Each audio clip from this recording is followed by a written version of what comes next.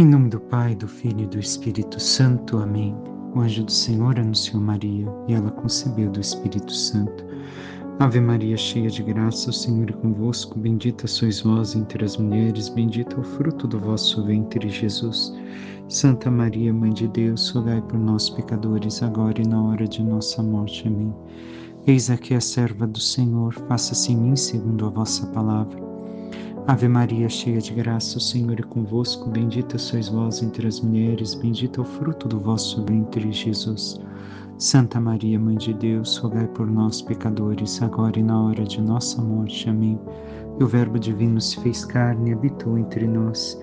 Ave Maria, cheia de graça, o Senhor é convosco. Bendita sois vós entre as mulheres, bendito é o fruto do vosso ventre, Jesus. Santa Maria, Mãe de Deus, rogai por nós, pecadores, agora e na hora de nossa morte. Amém. Rogai por nós, Santa Mãe de Deus, para que sejamos dignos das promessas de Cristo. Oremos. Infundi, Senhor, em nossas almas a vossa graça, como vos pedimos, para que nós, que pela anunciação do anjo viemos a saber o mistério de vossa encarnação, paixão e morte de cruz, cheguemos um dia à glória eterna dos céus, pelo mesmo Cristo, Senhor nosso. Amém. Caríssimo irmão e irmã, hoje seguimos mais uma vez com São Marcos, e é muito curto o evangelho de hoje, mas escutemos o que nos diz. Naquele tempo, os fariseus vieram e começaram a discutir com Jesus, e para pô-lo à prova, pediam-lhe um sinal do céu. Mas Jesus deu um suspiro profundo e disse: por que esta gente pede um sinal? Em verdade vos digo, a esta gente não será dado nenhum sinal. E deixando-os, Jesus entrou de novo na barca e se dirigiu para a outra margem. Palavra da salvação, glória a vós, Senhor. Caríssimo irmão e irmã, um trecho muito curto de evangelho, mas que tem algo a dizer, e ainda temos muito o que aprofundar também no livro do Gênesis, com o que estamos nos dando na leitura, e que nos faz compreender melhor a Bíblia, mas também questionar as nossas vidas e vermos o quanto isso se encontra em nós. Mas o texto de hoje, nós devemos de ver que a primeira coisa que tem é: Jesus se encontra com os fariseus, que se o questionam, que querem fazer com ele um teste, e pede que ele faça um sinal no céu para o tentar, segundo uma outra tradução, para o tentar. Estão tentando Jesus. E assim, nós devemos de compreender uma coisa que às vezes passa desapercebida. Eles querem um milagre, alguma coisa no céu, porque não... Não, é porque, segundo alguns rabinos, a vinda do Messias seria predita por sinais no céu. Por isso não pediam qualquer um dos milagres que Jesus já estava realizando, mas um sinal que eles pudessem ver verdadeiramente no céu.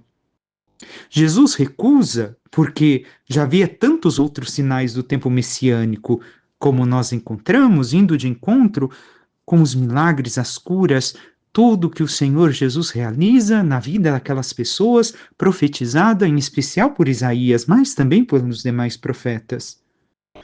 Então, aqui em Marcos se omite a questão de Jonas, mas nós devemos de ver aqui então esse questionamento dos sinais de Jesus, e ainda a outra tradução vai falar também do suspiro de Jesus. Primeira coisa, somos nós estes fariseus que questionamos Jesus e queremos tentá-lo, pedindo cada vez mais sinais dele para a nossa vida, para sabermos se é certo o que o Senhor nos pede, se é certo aquilo que ele nos ensina e devemos fazer. Caríssimos irmãos e irmãs, o Senhor realiza os seus sinais todos os dias em nossa vida. Somos nós que não reconhecemos. Nós que na nossa correria, nos nossos tempos atuais, não digo que talvez há séculos atrás isso não existisse, mas com toda a tecnologia e toda a correria da vida para agilizar e querer fazer tanta coisa ao mesmo tempo, não paramos para ver tudo o que o Senhor realiza em nossas vidas. O simples fato de estarmos aqui, vocês me escutando, eu falando, estarmos respirando, estarmos com os nossos, a nossa família, os amigos, os parentes, estarmos trabalhando com saúde, já são obras de Deus. Podemos ver que Deus, em tantas pequenas coisas, age em nossa vida e nós temos reconhecido seus sinais. Ou reclamamos o tempo todo, ou boa parte do nosso tempo, não o tempo todo, mas boa parte, querendo sinais e mais sinais para que se comprove o que devemos de fazer e como seguir ao Senhor. O Senhor nos ensina. Ele continua falando conosco através da igreja, através dos santos. Na igreja, nos seus 2000 anos, hein?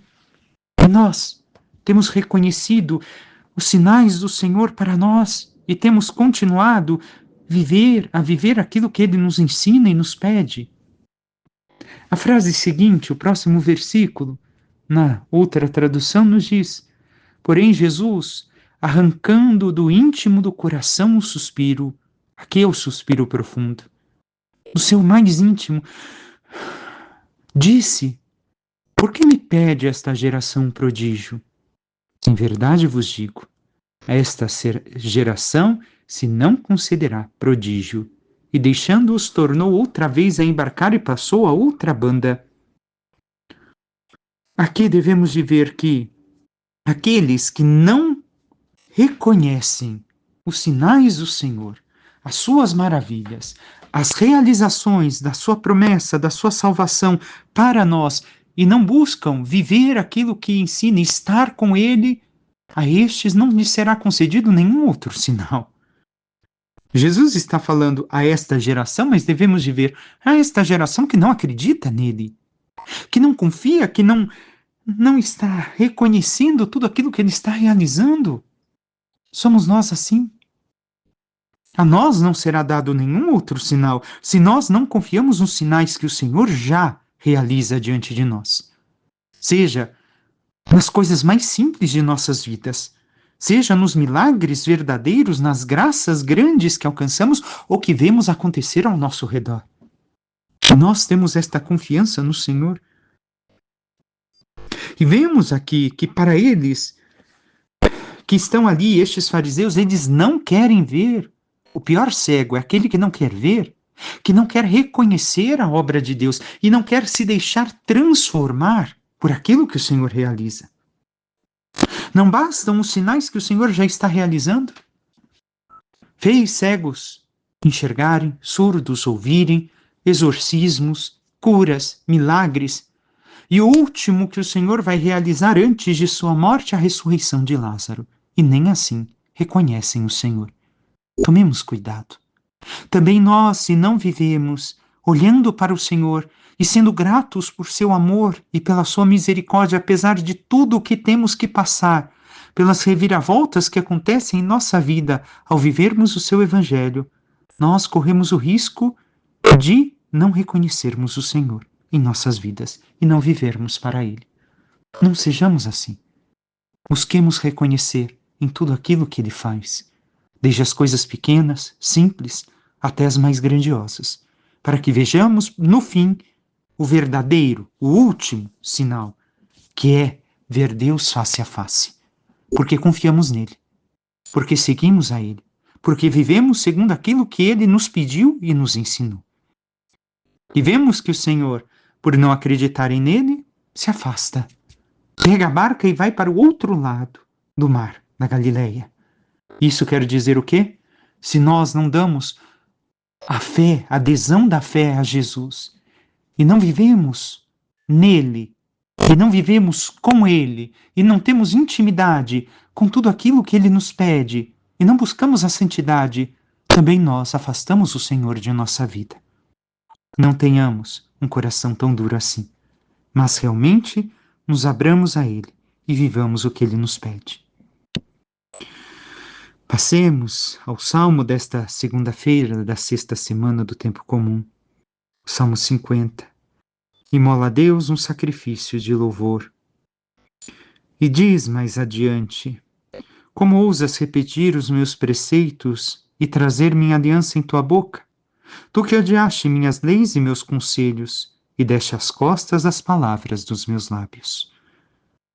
Nós não podemos odiar as leis e os conselhos do Senhor, mas devemos encontrar nelas o sentido de nossa vida. E isso só é possível à medida que nos abandonamos na intimidade, na busca dele, na meditação. Nós compreendemos o quanto tudo isso é necessário para nós. Passemos agora justamente a primeira leitura. Seguimos com o livro de Gênesis.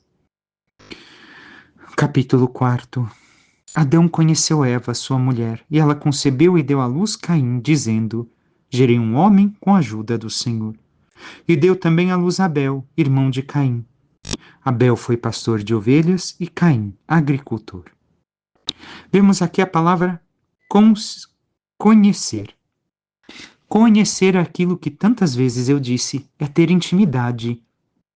É aqui ter intimidade, a relação sexual de um casal. Lógico, espiritualmente não podemos transpor isso. É completamente pervertido pensarmos desta forma, mas a intimidade leva a esse ato. E nós devemos de ver que é este tipo de intimidade, do amor profundo de um casal que nós devemos de ter para com Deus. É esse conhecimento de Deus, não é uma mera intelectualidade, porque eu li tantas coisas de teologia, de espiritualidade, disso, daquilo, Bíblia. Não. É ter intimidade com o Senhor.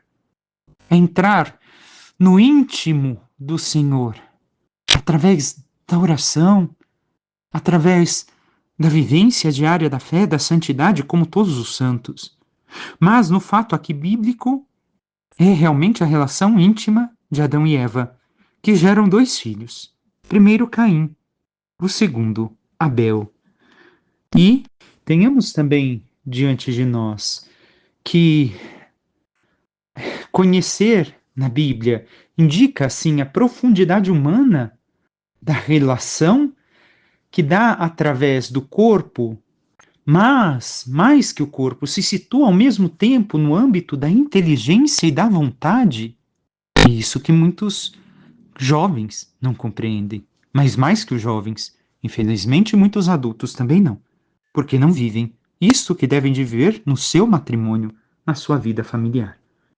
Então é uma relação que não é somente união de corpo, é a união do âmbito da inteligência e da vontade.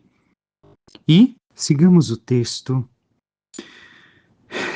Segue nos dizendo: aconteceu tempos depois que Caim ofereceu frutos da terra como sacrifício ao Senhor.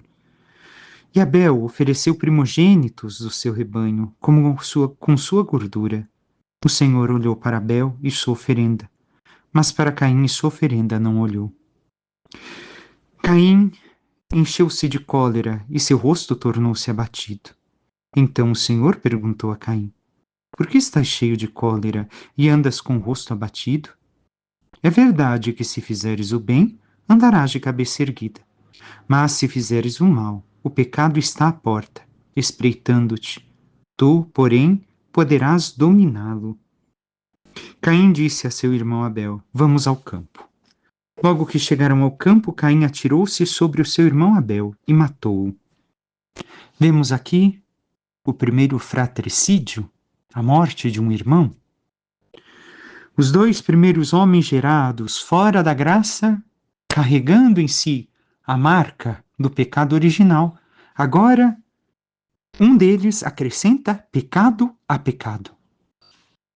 Devemos de compreender que até a Arca de Noé, o pecado no mundo só vai crescendo. Começa com Adão e Eva, o pecado original. Passam-se aos pecados individuais. Chega a Caim, que mata o seu irmão Abel.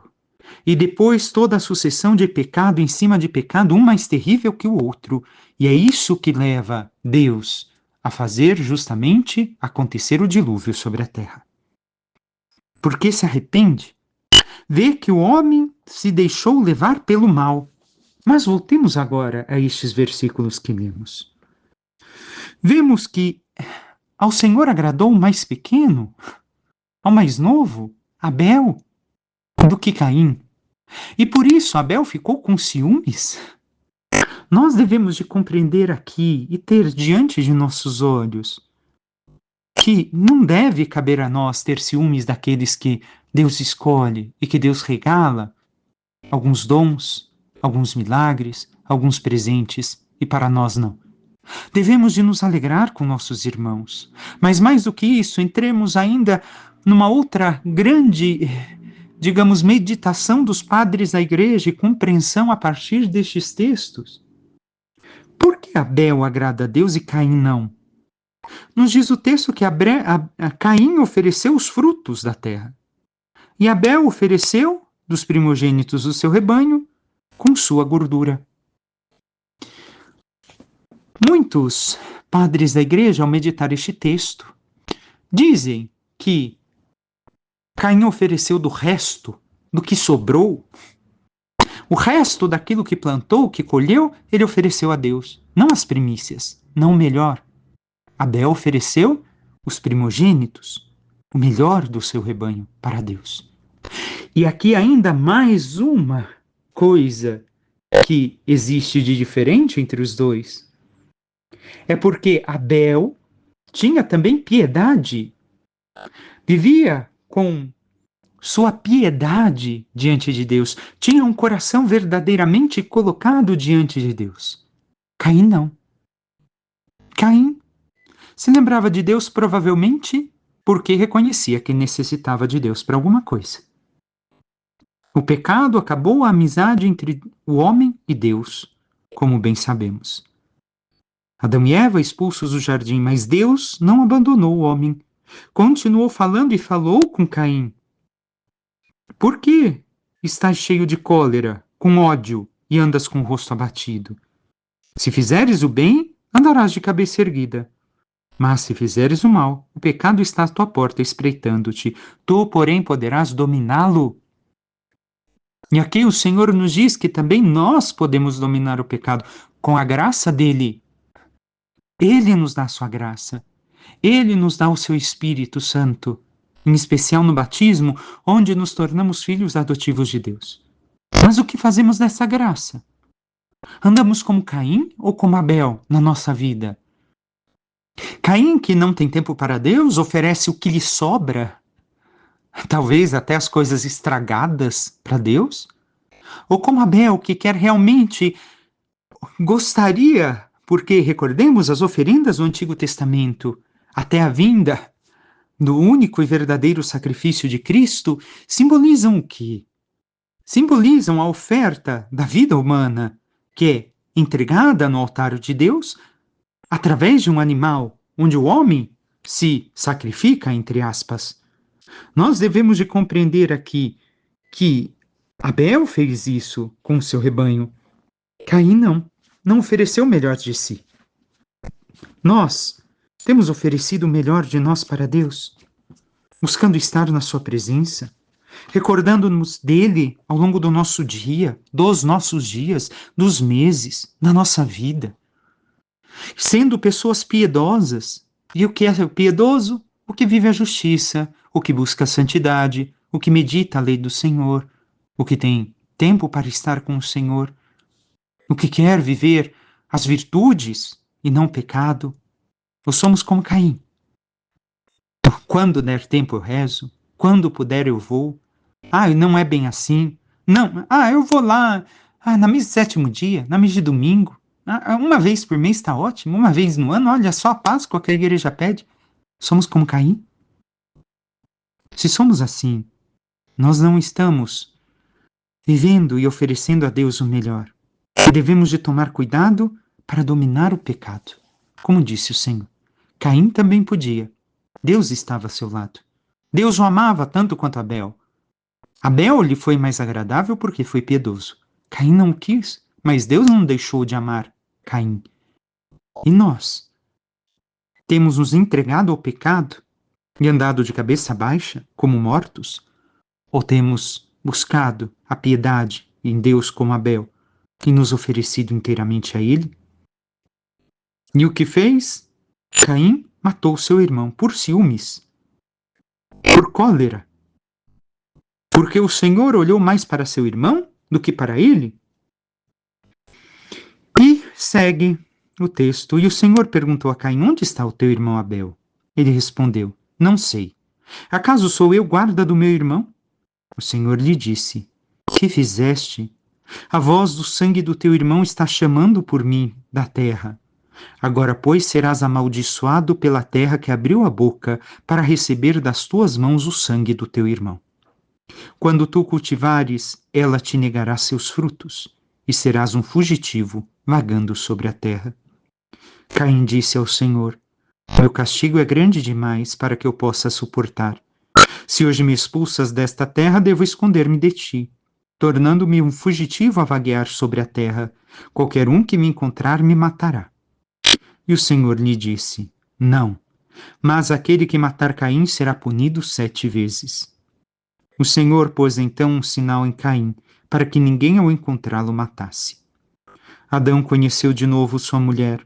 Ela deu à luz um filho a quem chamou Sete, dizendo: O Senhor deu-me um outro descendente no lugar de Abel, que Caim matou. E o que tem de importante aqui para nós, que devemos de compreender? O Senhor aqui fala, dá uma maldição a Caim, por consequência de seu pecado. Foi Caim que buscou a consequência, o sofrimento. E em Caim ressoa constantemente para cada homem em relação com seus semelhantes. A pergunta de Deus ressoa constantemente para cada homem na sua relação com seus semelhantes. Nós devemos de ver que a morte por violência de qualquer pessoa inocente é como um grito que está pedindo justiça e diante do que Deus não permanece indiferente. Carrega a consciência de Caim com o peso de sua culpa, mas o protege sua vida, marcando com um sinal para que ninguém tome vingança dele. Assim, nós devemos de compreender que o Senhor também vê a cada vida humana como sagrada. E o que tem mais ainda presente neste texto? Recordemos, sim, nós somos responsáveis pela vida do nosso irmão. Quando o Senhor pergunta e Caim responde: Não sei, acaso sou eu guarda do meu irmão? Sim, somos. E recordemos, não é somente a morte física. Nós podemos também matar os nossos irmãos, extirpando-os de nossa vida, de nossa sociedade, de nossas convivências, de nossa família, quando julgamos injustamente e por ciúmes, inveja, calúnia, destruímos a vida do outro. Se isso temos feito, irmão e irmã, corrijamos o mais rápido possível. Nossa consciência, se assim é, verdadeira e íntegra diante do Senhor, está pesada. A sua está? Reconhece o mal que você fez para o outro? Se sim, dê a vida novamente a essa pessoa. Retome-a nos lugares de convivência, na convivência familiar, nas amizades e tudo, em especial quando se percebe, se reconhece que o que você fez foi por inveja, ciúmes ou qualquer outra coisa semelhante. Não mate ninguém. Não tire da sociedade, das amizades e da vida familiar. Mas ajude, guarde a vida, e a vida verdadeira, a vida para o céu, ajudando a viver a santidade. E assim, Caim vai sofrer as consequências, e nós vemos aqui uma frase 7 vezes. Nós escutamos no Evangelho, não? Uma vez Jesus fala alguma coisa com Pedro 7 vezes. Aqui está uma chave de leitura que espero ter a oportunidade de meditarmos melhor. Peçamos à Santíssima Virgem Maria, nossa Mãe, que interceda por cada um de nós e nos ajude a reconhecer as graças, bênçãos e misericórdias que o Senhor derrama a cada instante em nossas vidas, e sendo-lhes fiel cada vez mais, buscando viver na unção, na graça do Espírito Santo, possamos também guardar a vida de nossos irmãos e irmãs, e possamos oferecer nossas vidas a Deus, para que, assim, vivendo cada vez mais a sua graça, possamos viver um dia na glória dos céus.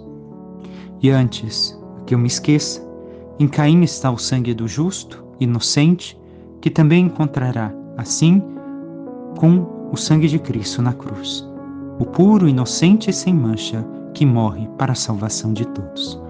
Louvado seja nosso Senhor Jesus Cristo, para que sempre seja louvado. Por intercessão da Santíssima Virgem Maria, de todos os santos e anjos de Deus, desça sobre vós, vossas famílias, vosso trabalho e tudo que vos pertence, a bênção do Deus Todo-Poderoso, Pai, Filho e Espírito Santo. Amém. Um excelente dia a todos.